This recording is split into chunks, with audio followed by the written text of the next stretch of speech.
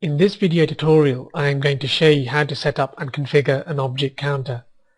Object counters count triggers that have been generated by rules. Any combination of detection zones or lines can be assigned to a counter. To create a counter, right-click on the tracking display and select Counter and then click on Add Counter.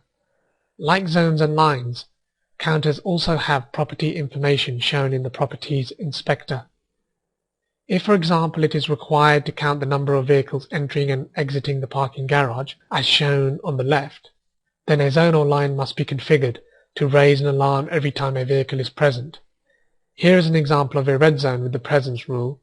Note that the rule has not been applied yet.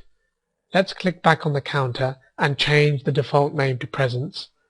The zone can be assigned to the counter by selecting any one of the three options, which are Increment, Decrement, and Occupancy. Let's click on Increment by selecting the Inc 0 tick box and then click the down arrow under the Value tab and select the red zone with the Object Presence rule and click Apply. When an object trail crosses the detection zone, it will trigger the rule and raise an alarm. This is then recorded in the event history, like so. Also, because we connected the counter to the red zone events, the counter counts the vehicles that are present. To reset the counter, click on the counter, right-click and select Counter and choose Reset Counter. To remove the counter, click on the counter, right-click and select Counter and remove Counter. Video analytics can do very well in complex scenarios. For example, if I wanted to know the net number of vehicles in this parking garage, which has its entrance at the left-hand side of the screen, then I can do a number of things to achieve this. In this example, you can see a red zone with a direction filter to show cars entering the garage. You can also see a green zone with a direction filter to show cars exiting the garage. One thing to note is that the direction filters have not been applied yet.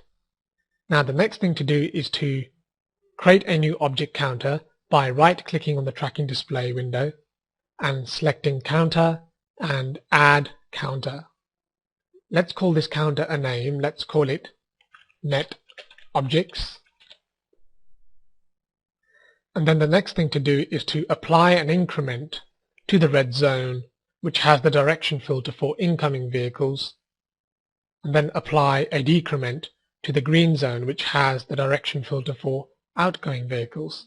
And then the next thing to do is to click Apply. And as you will notice, every time a vehicle enters the garage, the counter will increase by 1, and every time one leaves the garage, the object counter will decrease by 1.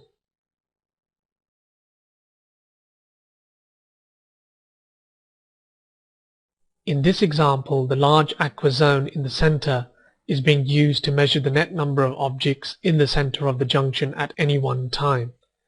To achieve this, it uses the presence filter and occupancy counter, which has been applied in both cases.